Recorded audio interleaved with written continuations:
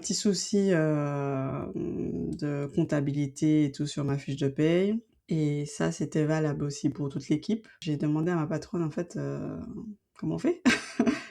Tu régularises tout le monde ou ça se passe comment?» Et en fait, c'est là où j'ai senti que ça n'allait pas le faire parce que, ben, j'ai été à l'encontre de mes valeurs.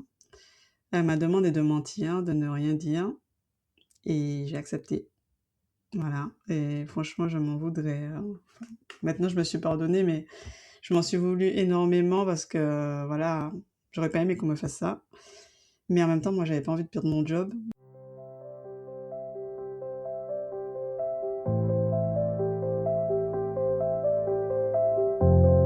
Bienvenue dans Femmes en Action podcast. Des femmes, des parcours, des vies transformées par Dieu. Ici, on parle vrai.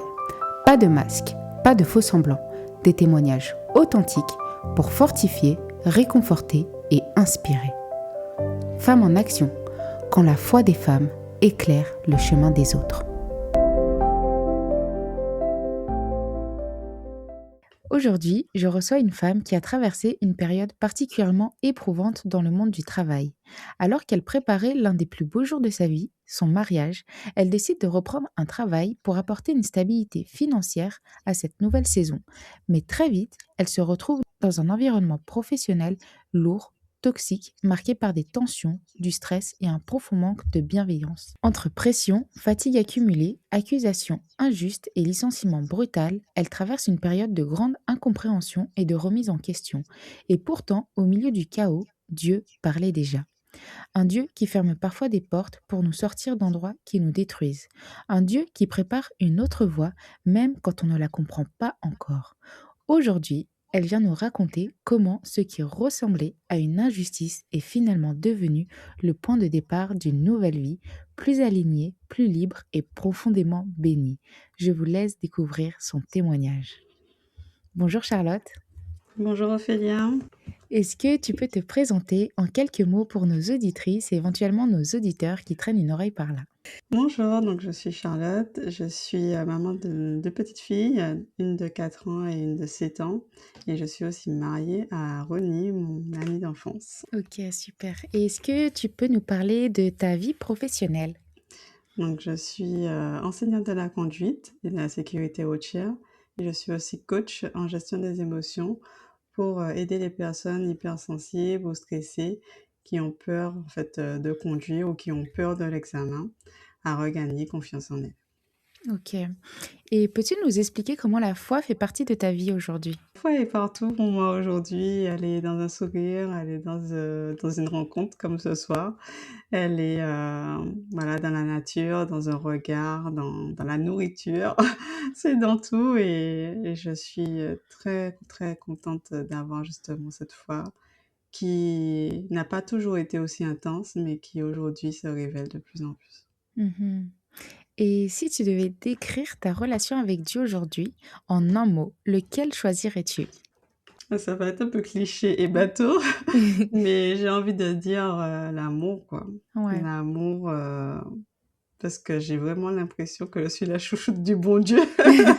Amen, Mon Dieu! amen, amen. Ouais, c'est vraiment ça, parce que bon, autant je me retrouve dans des situations et à chaque fois, bah, Dieu merci, j'arrive, quand même à m'en sortir, sans perdre trop de plumes. Donc merci mon Dieu, quoi. Mhm. Ok. Alors, aujourd'hui, tu es ici pour nous parler de ton histoire et notamment à travers le prisme du travail. Ça démarre à une période où tu étais en train de préparer ton mariage, une saison censée être joyeuse, mais parallèlement, tu décides aussi de reprendre un travail comme monitrice de conduite. Oui. Est-ce que tu peux nous replonger dans ce contexte-là et nous raconter comment tout a commencé? Tout a commencé en vrai il y a 2 ans, parce que j'étais, déjà entrepreneuse, donc j'étais coach de vie et l'entreprise ne fonctionnait pas comme je voulais. Donc du coup, j'ai dû prendre un job, on va dire alimentaire. J'ai travaillé en tant que rayonniste dans une pharmacie, mais bien évidemment en gagnant, 1 000 € par mois. Je me suis dit: «Charlotte, le mariage, il va falloir le reporter combien d'années encore?» Donc voilà, ça faisait déjà plusieurs années que j'étais fiancée et ça me tenait vraiment, vraiment à cœur de me marier et voilà, pas forcément de faire une fête grandiose, mais quand même d'avoir un truc sympa, quoi.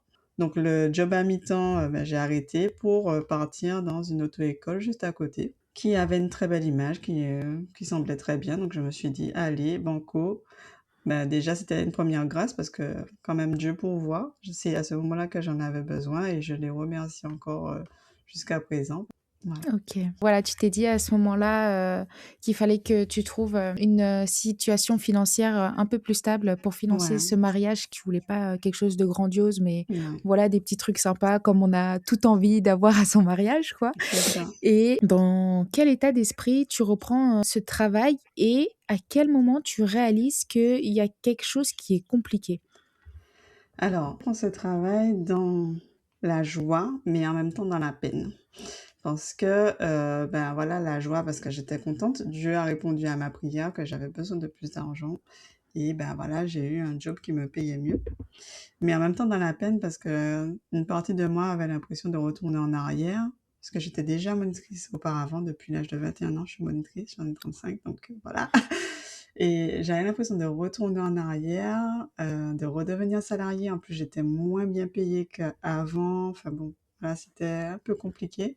Et puis, bah, c'était toujours cette envie d'entrepreneuriat qui me titillait, qui me disait: «Charlotte, il faut que tu sois indépendante, il faut que tu te bouges». Voilà, donc c'était plus ça qui c'était de la joie parce que, bah, ça me permettait d'avoir un peu plus de revenus, mais en même temps de la peine.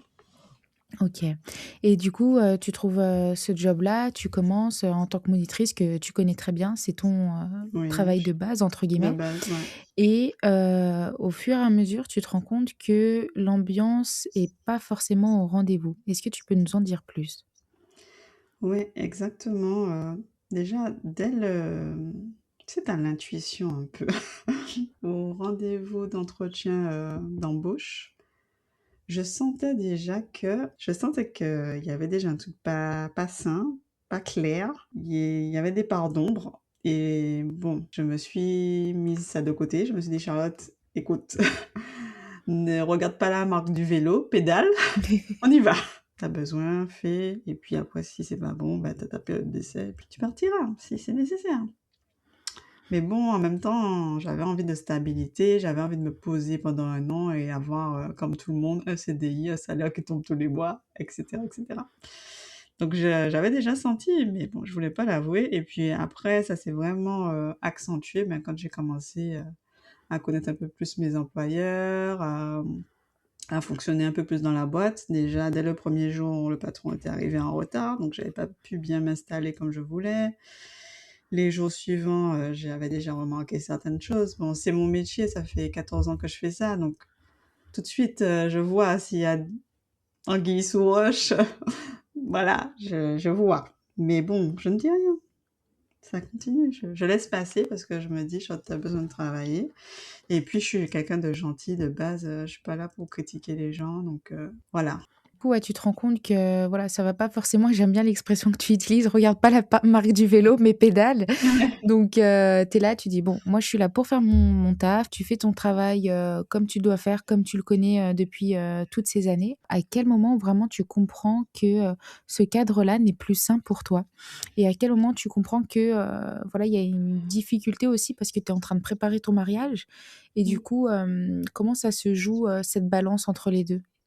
C'est un peu, émouvant de se replonger dedans, mais franchement, dès le 3e mois, j'ai eu, en gros, un petit souci, de comptabilité et tout sur ma fiche de paye et ça, c'était valable aussi pour toute l'équipe. J'ai demandé à ma patronne, en fait, «Comment on fait? Tu régularises tout le monde ou ça se passe comment?» Et en fait, c'est là où j'ai senti que ça n'allait pas le faire parce que, ben, j'ai été à l'encontre de mes valeurs. Elle m'a demandé de mentir, de ne rien dire et j'ai accepté. Voilà et franchement, je m'en voudrais, enfin, maintenant je me suis pardonnée, mais je m'en suis voulu énormément parce que, voilà, j'aurais pas aimé qu'on me fasse ça. Mais en même temps, moi, j'avais pas envie de perdre mon job, mais en même temps, je crois que de toute façon, il fallait perdre ce job. On va pas spoiler, mais il fallait perdre ce job, voilà, clairement. Mmh. Donc voilà, c'est là où quand j'ai été à l'encontre de mes valeurs, pour moi l'honnêteté, la loyauté, c'est hyper important et là, bah, c'était pas le cas et je suis pas comme ça. Mmh. Parce que là, pour bien comprendre, tu expliques que, il y avait, une erreur dans la fiche de paye. En gros, Mmh. j'imagine, ils vous devaient de l'argent, c'est ça? Voilà, voilà, mais D'accord et pour toi, tu toute t'en es l'équipe. rendu compte et tu t'es Oui, rendu compte que c'était pareil pour, tes collègues oui, et tu es allé te plaindre et elle t'a dit, «Non mais en fait, dis rien» voilà. et tu as accepté de Juste avant de reprendre l'épisode, si Femmes en Action t'inspire, alors prends simplement 10 secondes pour soutenir le podcast. Tu peux t'abonner dès maintenant sur ta plateforme d'écoute préférée, que ce soit Spotify, Apple Podcast ou YouTube. Et surtout, n'hésite pas à laisser 5 étoiles et un commentaire. Tu n'imagines pas à quel point ça aide le podcast à être découvert par d'autres femmes qui ont besoin d'entendre ces histoires, ces conversations et ces témoignages. Chaque note, chaque commentaire, chaque partage permet à Femmes en Action de grandir et de continuer à donner une voix à des parcours puissants, vrais, inspirants. Merci d'être là et maintenant on reprend l'épisode. De Mmh. passer dessus. Après, je Ouais, me suis mise parce que moi aussi j'ai été «patronne» entre guillemets. ouais. Je me suis dit: «Ouais, c'est vrai que ça doit être chaud de sortir cette somme-là pour tout ça de personnes». Enfin, c'est une petite entreprise quand même, hein, c'est Mmh. moins de 10 salariés, mais quand même, pour les petites entreprises, c'est aussi difficile. Donc je me suis dit: «Vas-y, donne-lui du temps, elle va régulariser petit à petit chaque mois, elle va donner un petit peu, je sais pas, elle va Mmh. s'organiser». Ouais, OK. Après par la suite, tu sentais, voilà, tu avais déjà, cette pression-là. Est-ce que tu sentais, en toi qu'il y avait vraiment, quelque chose qui n'allait pas? Et spirituellement, du coup, comment tu te positionnais par rapport à Dieu, Parce que voilà, effectivement, tu dis, tu as dû mentir et Mmh. voilà, on sait que c'est pas bien, même dans le cadre Ouais. du travail et même pour couvrir, ses patrons. Et du coup, par rapport à Dieu, comment tu te positionnais par rapport à ça? Bah, ouais. Bah, dès que ce truc-là s'est passé et que j'ai accepté de mentir, bah, tu plus aligné et Charlotte, faut te regarder dans le miroir. Tu sais et puis en plus tu vois que ça traîne, que déjà elle te paye pas et qu'elle ne va pas payer les autres non plus. Donc là, le fossé, se creuse de plus en plus et moi-même j'ai du mal à enfin voilà, même s'il est miséricordieux, voilà, il te dit aussi, «Arrête tes conneries au bout d'un moment, repens-toi, fais quelque chose, quoi». Donc Ouais. voilà, c'était pas évident cette période-là. J'étais un peu, je priais toujours pour que ça s'arrange, en fait, pour que finalement elle régularise tout le monde et qu'on puisse passer à autre chose. Mmh. Et parallèlement, est-ce que tu arrivais à préparer, à organiser ton mariage? Comment ça se passait? Oui, Dieu merci, j'ai quand même réussi à organiser mon mariage, après bien sûr avec beaucoup d'aide. J'ai pris une coach, d'ailleurs, je vous la recommande s'il y en a. Marine, voilà et j'ai pris une coach pour m'aider et puis ma famille aussi m'a beaucoup soutenue, m'a beaucoup aidée, la famille de mon conjoint énormément. Donc on a organisé ça tous ensemble, chacun avait ses petites tâches. Ça approchait mais quand même, une part de toi, stresse un petit peu quand même puisque bon, voilà, c'est the événement et j'ai jamais organisé de fête aussi grande donc oui, c'était challengeant. Mmh. Et du coup, par rapport à ton travail, j'imagine que, voilà, l'ambiance, elle, aussi, elle devait continuer à se dégrader. Tu devais être, dans une ambiance, stressante, fatigante et est-ce que, ça a continué dans ce sens-là ou ça s'est amélioré? Comment ça s'est passé par la suite? En fait, c'était clairement, de l'hypocrisie. C'était, gentil devant, je pense et voilà, ils cherchaient à en fait, ils ont cherché à me faire, ils cherchaient des fautes, en fait, à me pour m'accuser de quelque chose. Donc ils ont fait des contrôles de carburant, ils ont fait des contrôles de voiture, contrôle de ceci, contrôle de cela, changement finalement d'emploi du temps et puis bon ça a été, la goutte d'eau qui m'a fait, déborder le vase. Ils étaient gentils en vrai, hein, mais c'était que d'apparence. Mmh. Et tu nous dis que, voilà, il y a ce changement de planning qui a été la goutte d'eau qui a fait déborder le vase. Est-ce que tu peux nous en dire plus? Oui, ben, c'était à 10 jours de mon mariage. On m'annonce, on me dit, «Viens un soir, il faut qu'on parle», donc avec, une autre collègue. Bon, donc moi je m'attendais, à the truc quoi, mais en fait, c'était le changement de planning parce qu'ils recrutaient un nouveau moniteur et on n'avait que 2 voitures pour 3 moniteurs. Donc là, ça veut dire qu'il faut que je me fasse des journées de 10 heures. Déjà que le travail, il est quand même, assez intense, parce que tu conduis pour toi, tu conduis pour ton élève et tu conduis pour les autres aussi. Donc 10 heures, je l'ai fait quand j'avais 25 ans, j'étais jeune et fraîche, mais ce n'était plus le cas. Là, avec 2 enfants, déjà la Ouais. crèche, il me fallait commencer à 7 heures ou 8 heures le matin, je sais plus. Et la crèche, voilà, la crèche, tu fais ton contrat pour l'année. Pour Mmh. modifier, il faut payer en plus. Pareil pour le soir, c'est la garderie, une galère. Enfin bon, certes, j'avais 2 jours de repos dans la semaine, puisque je devais donner ma voiture, mais c'était pas ça qui était prévu dans le contrat. À la base, Mmh. on avait chacun nos contrats, on rentrait avec notre voiture et basta. Là, ça me faisait, tout chambouler et franchement, en plus du mariage, j'étais épuisée. OK. Et du coup, comment tu prends cette nouvelle de changement? Est-ce que, tu acceptes ou, tu dis: «Mais non, je peux pas changer à 10 jours de mon mariage, c'est trop compliqué». Comment tu le vis? Franchement, au début, je me suis pas rendu compte, hein. Je me suis dit: «Ouais, allez, ça va le faire, ça va le faire, ça va être dur, mais on peut peut-être trouver une solution». Mais plus je regarde le planning qu'elle me propose, plus je me dis: «Ah ouais». J'en parle à mon conjoint le soir, forcément dispute. Donc sur le coup, je réalise pas, mais après je me dis: «Ouais, ça va être dur». Mmh. Du coup, tu acceptes, sous la contrainte quelque part de, Mmh. changer ton planning malgré, la fatigue, malgré l'épuisement, malgré, voilà, toute l'organisation, personnelle que, ça te demande à côté pour, les enfants et cetera, la préparation du mariage Mmh. et par la suite, est-ce que tu te dis, «Bon, c'est bon, je vais changer, le mariage, arrive, j'ai pas forcément besoin de ce travail». Du coup, est-ce que tu le quittes ou ça se passe comment par la suite?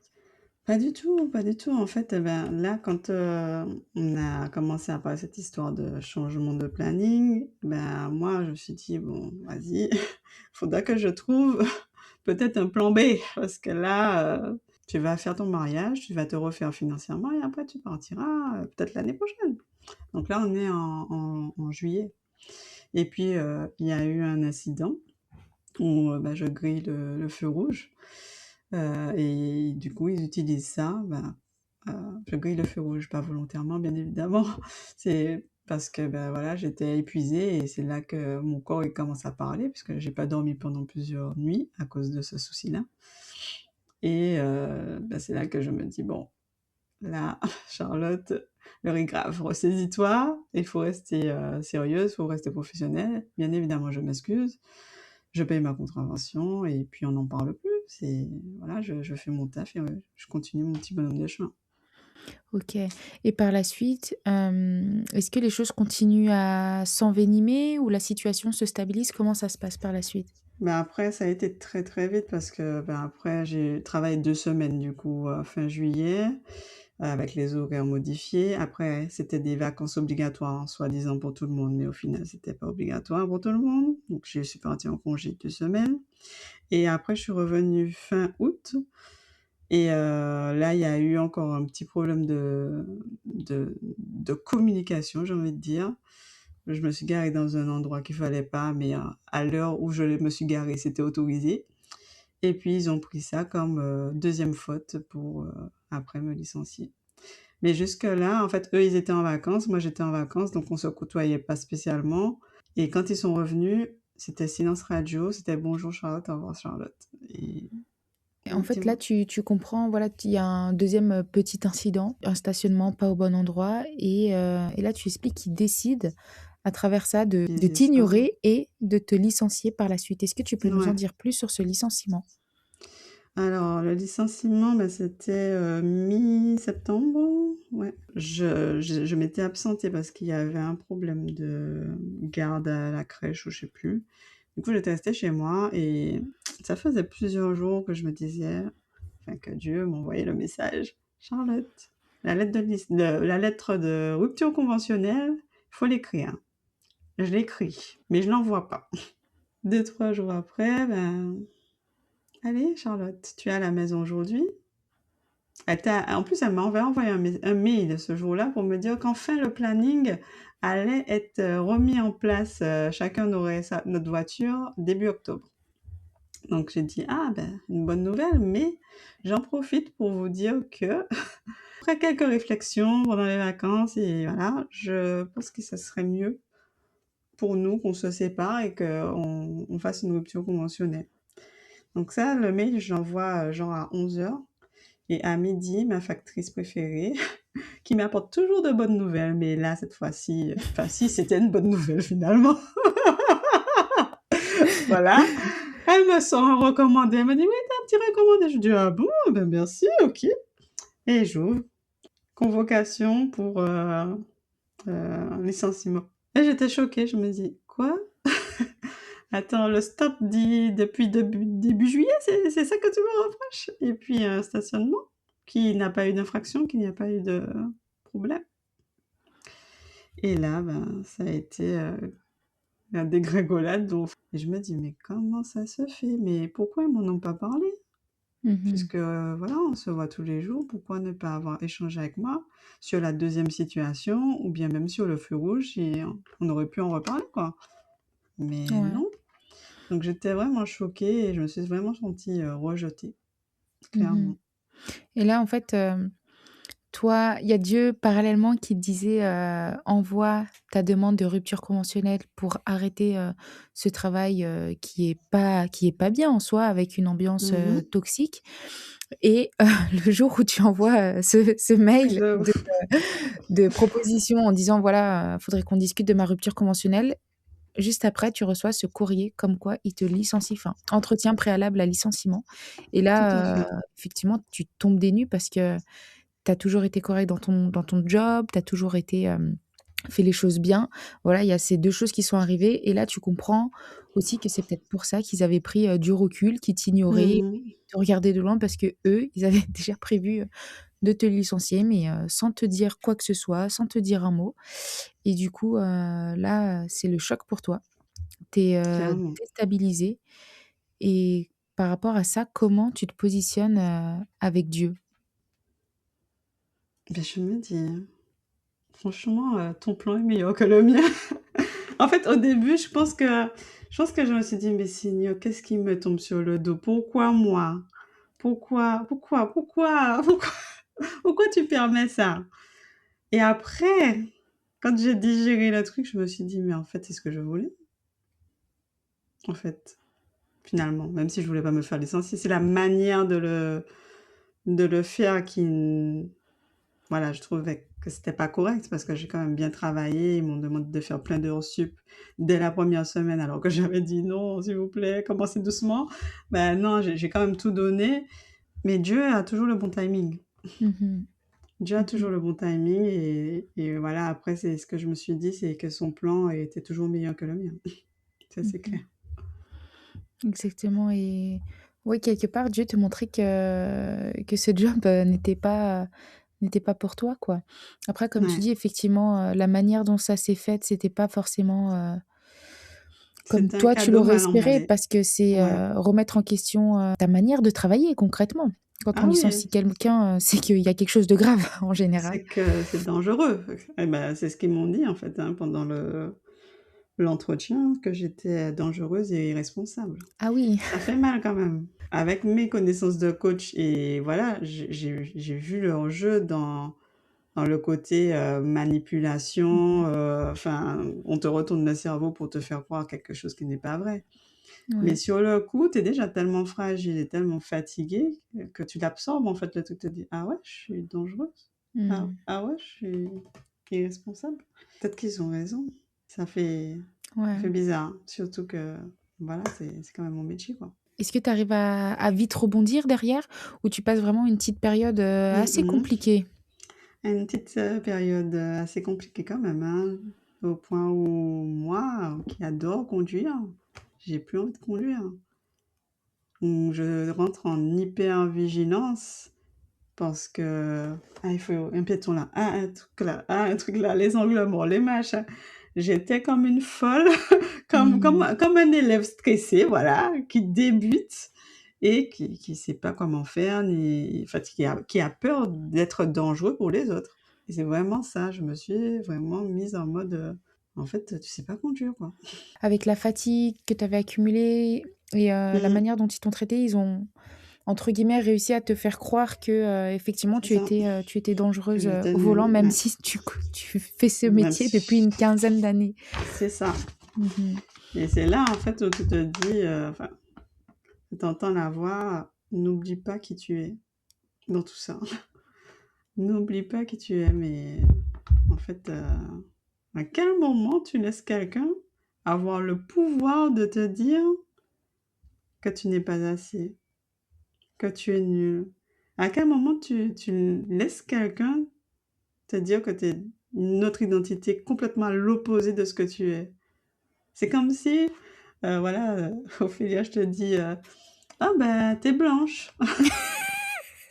Beh, tu vois? Tu rigoles! Tu le truc qui rentre là et ça ressort de l'autre oreille, tu Ouais, vois? ouais, Ça aurait ouais. dû me passer au-dessus et en fait Ouais, non, il quand y a on une touche à partie de moi, l'identité, voilà, et finalement une partie de moi c'est mise à y croire et se dire: «Bah, peut-être que je devrais me remettre en question. Peut-être que mmh. je suis pas blanche, je suis noire, je suis» enfin voilà, et inversement, et ça c'était vraiment chaud, quoi. J'ai oublié qui j'étais.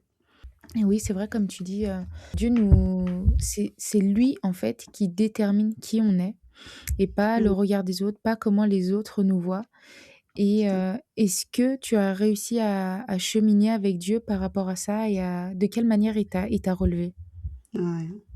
Ça, c'est la période, la plus belle, mais aussi la plus, la plus haute en larmes. Je sais pas combien de larmes sont parties, mais franchement, il m'a relevée à travers des lectures, des études bibliques, à travers, des films. J'ai regardé beaucoup de films puisque j'avais beaucoup de temps pour étudier, pour apprendre. Donc, je sais pas si tu connais, la série Chosen sur Oh. Netflix, des films, chrétiens très inspirants, War Room, enfin voilà, bref.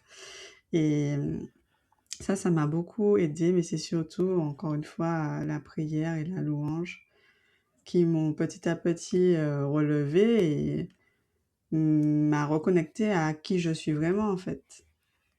La chouchoute de mon Dieu, voilà, donc c'est sa petite fiche et voilà, comme chacun de nous, hein, et eux aussi, hein. Et je prie pour eux pour que justement ils s'en rendent compte et qu'ils se remettent aussi en question.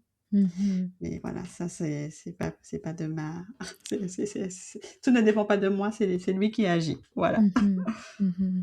Mais OK. ouais, c'est vraiment, les études bibliques, les films, les louanges. C'était mon nouveau régime de nourriture, Ouais, spirituelle. c'est sûr. Et du coup, après, voilà, après cette reconstruction, après ce temps que tu passes, finalement, avec Dieu qui te fait du bien et comme tu disais au début, voilà, ta foi aujourd'hui, n'est pas la même qu'hier.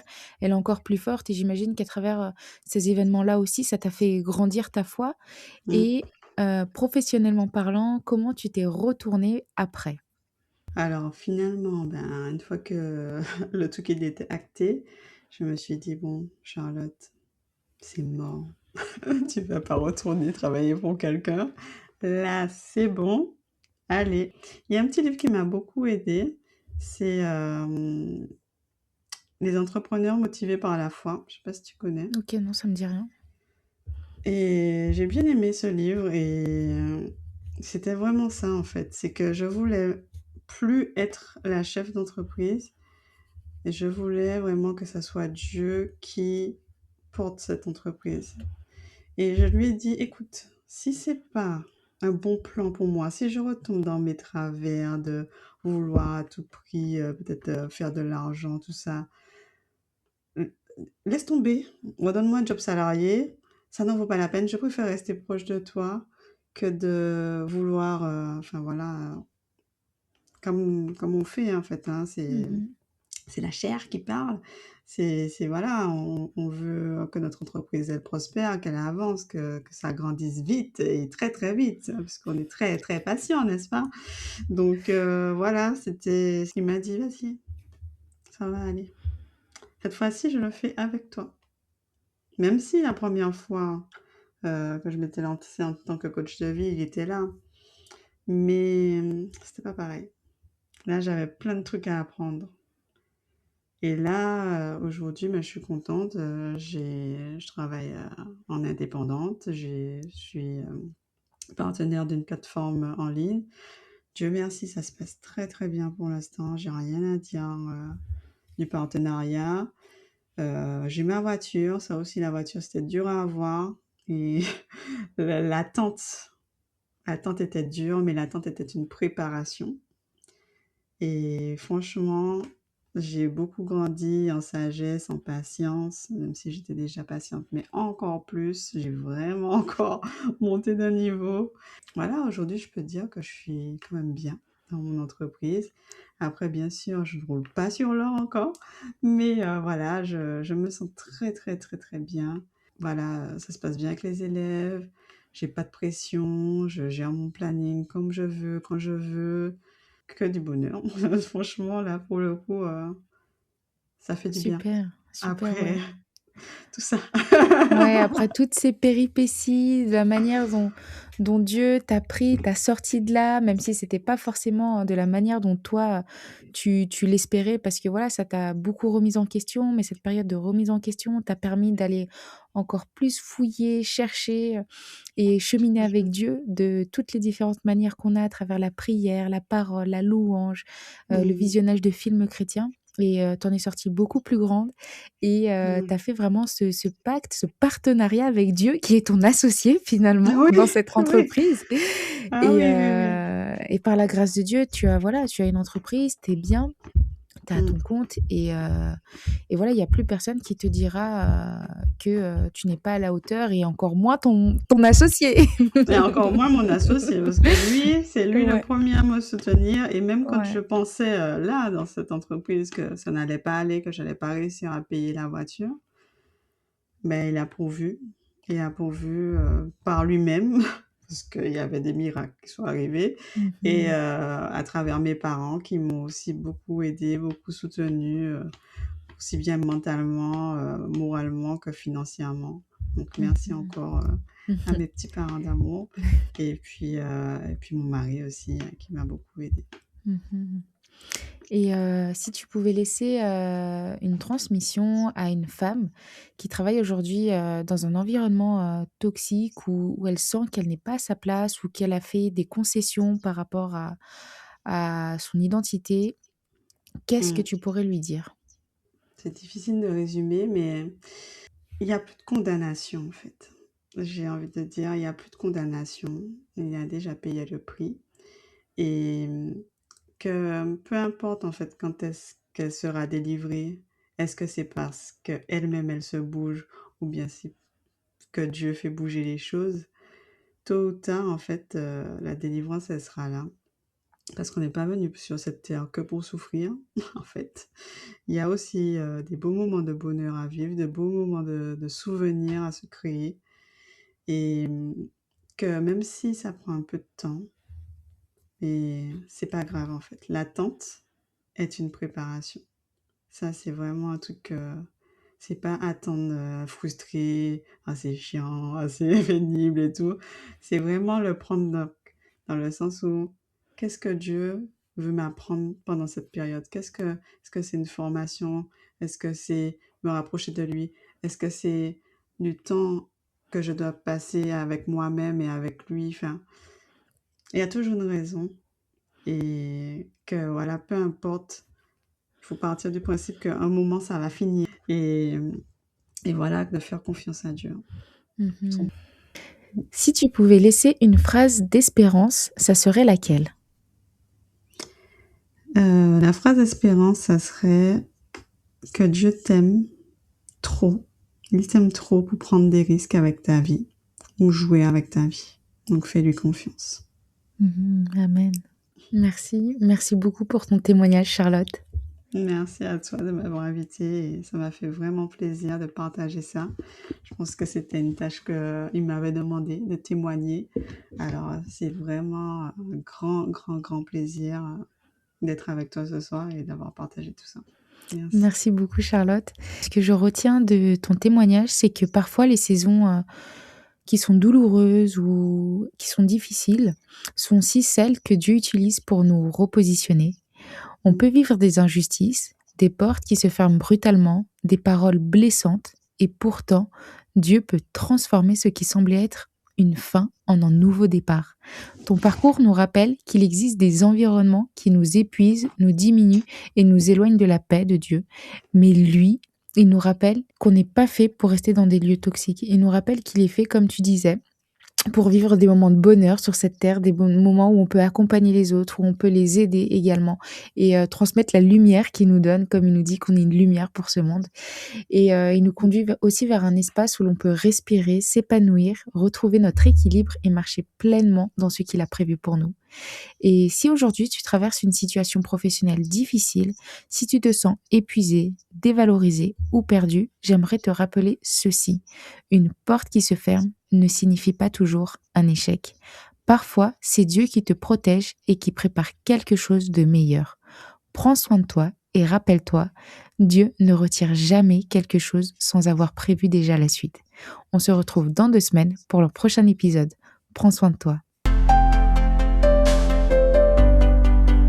Merci d'avoir écouté Femme en Action. Chaque témoignage est une vie touchée par Dieu et peut-être aujourd'hui la tienne. Si cet épisode t'a parlé, pense à le partager à une femme qui en a besoin. Abonne-toi sur Spotify ou Apple Podcast pour ne rien manquer des prochains épisodes et laisse une note ou un commentaire sur ces plateformes. Ça aide vraiment à faire rayonner ces histoires et à toucher encore plus de vies. Pour continuer à t'inspirer au quotidien, on retrouve Femme en Action sur les réseaux sociaux.